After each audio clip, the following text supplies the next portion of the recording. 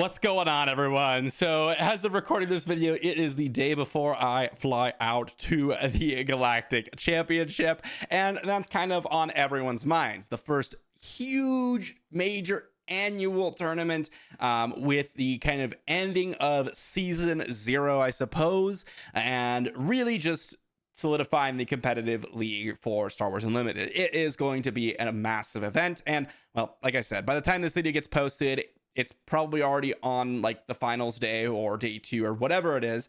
I'm not quite sure because I pre-recorded these videos before I left. But I just wanted to take a second to talk about the state of Star Wars Unlimited and kind of what you all out there that may not be in the know about some of the going-ons between the competitive play and where Star Wars Unlimited is at.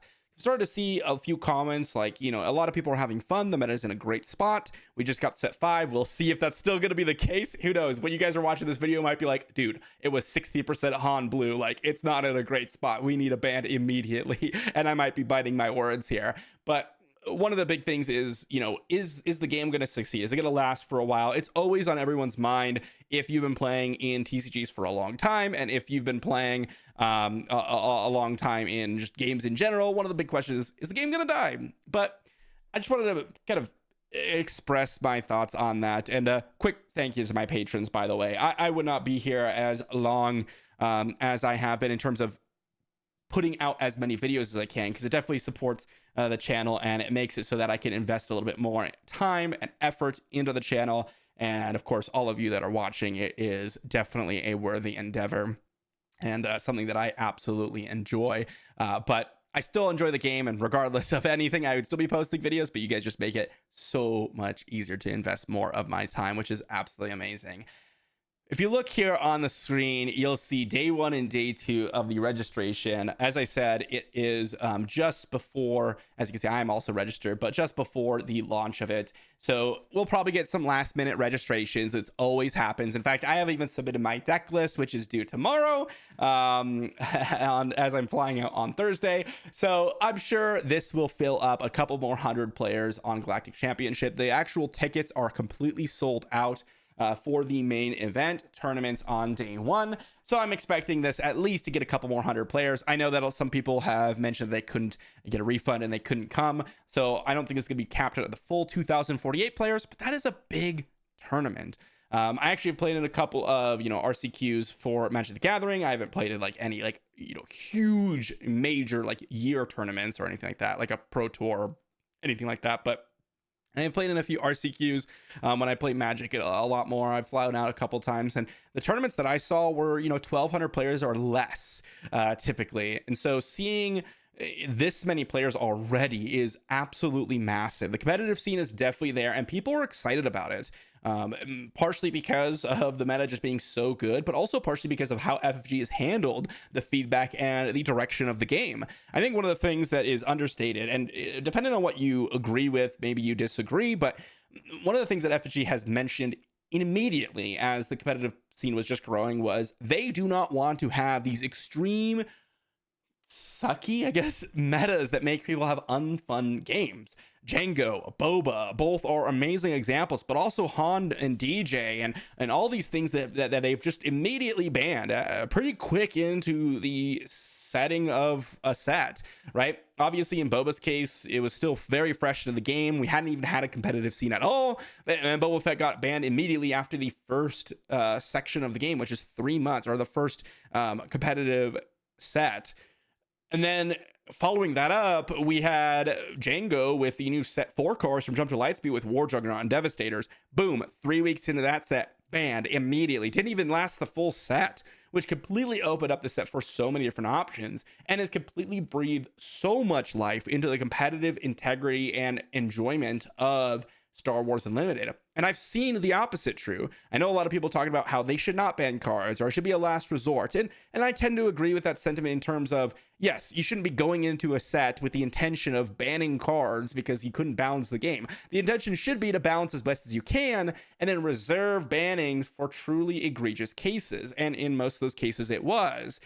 I've seen the opposite happen with Magic. I have been a longtime player, as I mentioned earlier, and for an example, just recently, Magic did do a ban, but by the time they did that ban, so many people were completely sick of standard because of how long it took them to do a change in the meta. They have yearly set times when they do a ban. They're not budging on that. FFG is more responsive, probably because of a small community, but just as a way of representing how Star Wars Unlimited has changed over the course of games, over the course of the time of its lifespan. It has really done some good work in at least listening to the community and adapting and keeping people interested. And that's why we see so many people involved in these competitive events. People are excited about it because they expect FFG to adapt and kind of cater to the players' wishes, even if it's not just about like, okay, this is too broken, but also the unfun portion of the game as well. So I think that's really, really awesome to see. And as we dive into, as I get, again, I do a little bit of a brief overview when I explain these types of things, when I do these types of videos, jumping into the Google Trends of Star Wars Unlimited, giving you a little bit of a look into what the popularity of the game looks like over the course of time. When the game first initially launched, we had a pretty big spike, of course. This is to be expected, right? But the biggest spike of the game was actually when Set 2 released, Shadows of the Galaxy. This was a big hype moment because Set 1 was such a success that people bought into how good Star Wars Unlimited was going to be. Set 2 was arguably the biggest flop that Star Wars Unlimited has had. It was not a necessarily thematic set that people really resonated with, but also the power level of the cards were pretty weak comparatively to Set 1, and the overall synergy of the draft format was not enough for people to get excited about. There was a significant drop in excitement. Then we had Twilight of the Republic come out, and again, people were like, I don't know if I'm really all that excited about it. It's not something that was poor by any means, but the lingering opinion of the Shadows of the Galaxy really lingered in people's minds, and it really just prevented people from entering into the game when Twilight of the Republic released. And arguably, it was, well, weaker in a lot of cases than Shadows of the Galaxy, and that was November 8th.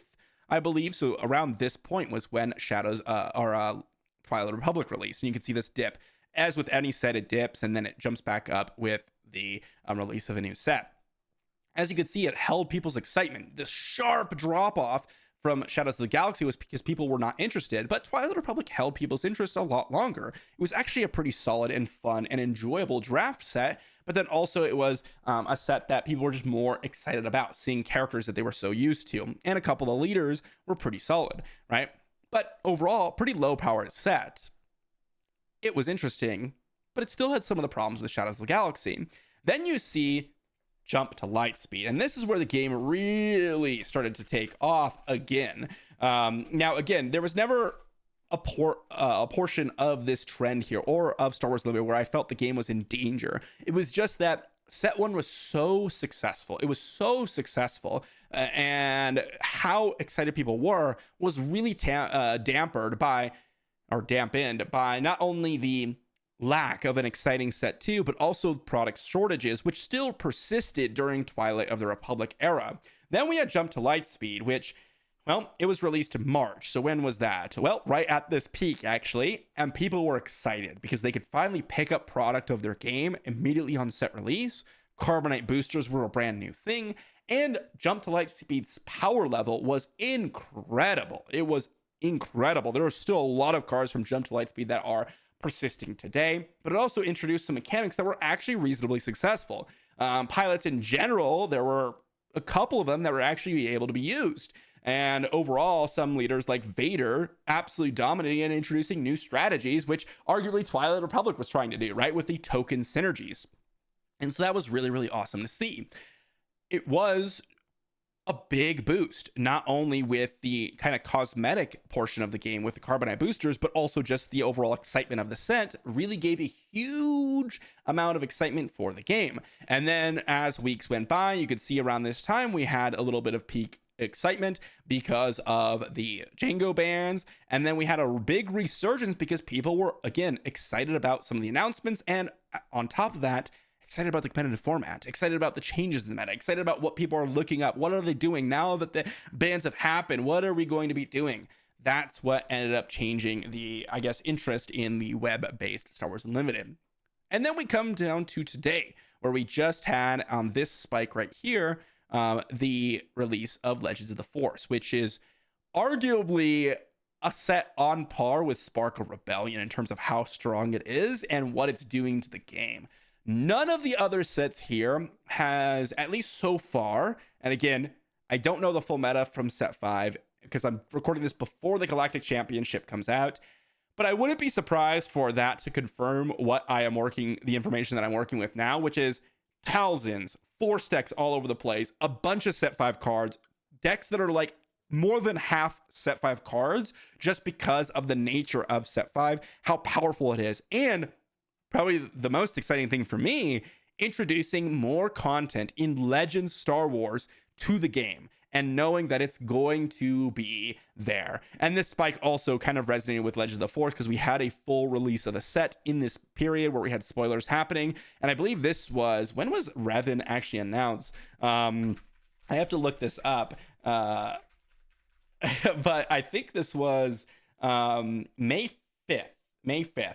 So this was, Darth Revan announcement date. This was the spike in interest. So people like me are exceptionally excited about the Legends of the Force introduction to the game, not only in power level, not in terms of style of the cards, not only in terms of thematic of Star Wars, but also introducing more viable lore for cards to be written off of, which is exceptionally exciting.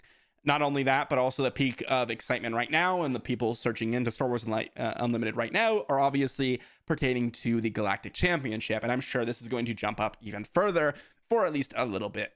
And then we're going to start dropping down in terms of the normal cycle of your Star Wars Unlimited set releases. But you could see on set release dates, it's actually been more searched and more interested now than it was on release date. So we're not finally returning to kind of the peak excitement of Star Wars Unlimited, and the community's sentiment reflects that. People are excited about the Legends cards. People are excited about the set. People are excited about the direction of Star Wars. People are excited about FFG being involved in the development of the game.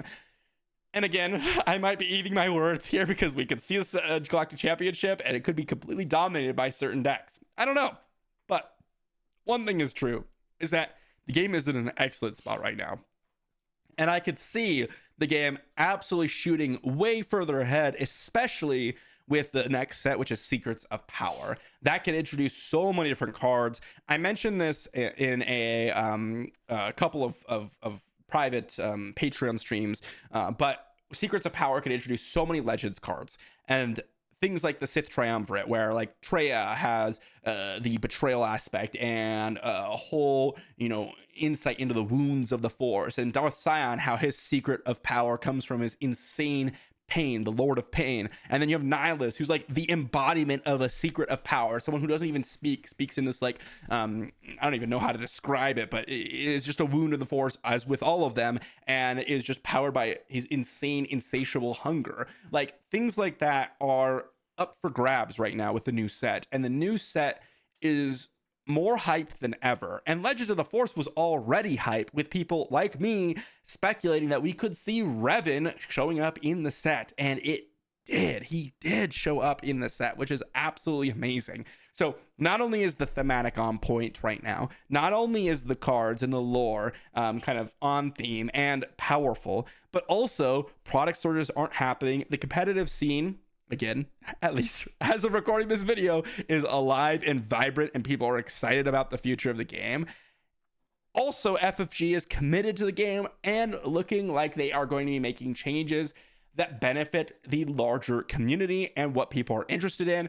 I see nothing but positives for the most part of the game. Honestly, I'm definitely a little bit biased when it comes to this thing because, well, not only am I making videos and I have a community that's growing because of Star Wars Unlimited, I just reached 10,000 from all of you, which is absolutely awesome.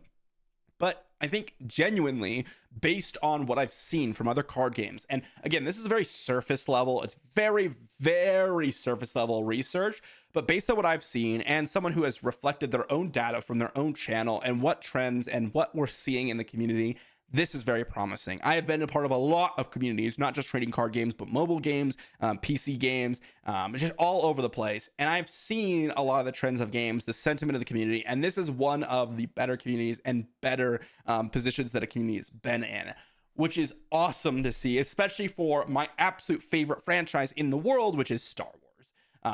This is the reason why I'm here. I absolutely love Star Wars. I love card games. The marrying of the two has been nothing but enjoyment for me. And even in the ruts, you could say, in this lull period of like the end of set 2 and the beginning of set 3, which was definitely a lull period for Star Wars Unlimited. I mean, you could see literally every single time a set has released, boom, spike, boom, spike, boom, spike, boom, spike. The exception being Twilight of the Republic, and that is because of the remnants of set 2, the product shortage, and the lack of power from set 3. Overall, that has changed. And I think FFG has adapted from that point and has done a great job.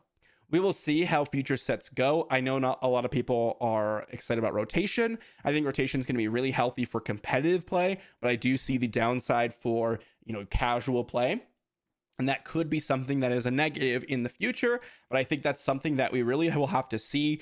And right now, I don't really have anything but positive things to say about Star Wars Unlimited. And I'm really curious to hear a lot of your comments about what you think about Star Wars Unlimited at the current moment. Again, maybe you all will be shrouded in feedback from the Galactic Championship and how horrible it's been, or how boring it was to see Han Blue mirror matches across the board. Or maybe you'll be like, hey, you know what? It was really cool to see Piet Red winning the whole thing and trouncing the Han Blues and the Han Greens and all the other stuff, right? It's interesting that we have kind of an open field right now. Yes, I know the Force strategies have been strong, but I do think there's a lot of options and a lot of potential, and I am excited to see the next chapter. I am excited to see set 6 come out, and I am excited for rotation, even though I know that is a controversial thing to say. Let me know what you think in the comment section down below. Thanks for watching, everyone. And if I saw you during the Galactic Championship, if you walked up and said hi, let me know. I am excited to see a bunch of people here, and I'm excited to meet a bunch of people, excited to meet the patrons. I'm excited to get involved with the Star Wars Unlimited community, because it's not every day that I am able to leave the house. I got a couple little ones at home, so it's not every day I can leave the house, and being able to is such an amazing moment, and it's definitely due to all of you, part of the channel, watching it, supporting it. This is why it's possible, right? And so I'm happy to go ahead and update you all when I am able to for the Galactic Championship and how I did. I'm going to be bringing Kira Green, I believe, just because I think it's a little bit fun, and I'm a huge fan of Data Vault. I've always been a fan of the control decks, but we're going to see how that goes. I don't actually think Kira anymore is the strongest option to bring, but I think it's going to have a good chance, and it's definitely at least a contender. So we'll see how that goes. Thanks for watching, everyone. And again, if you walked up and said hi, or if you got to meet me at the Galactic Championship and you're just now watching this after you went home, or maybe you're watching it in the hotel rooms on Sunday if I post it then, after day 3, let me know in the comment section down below. Let me know, and I'll see you off the next one.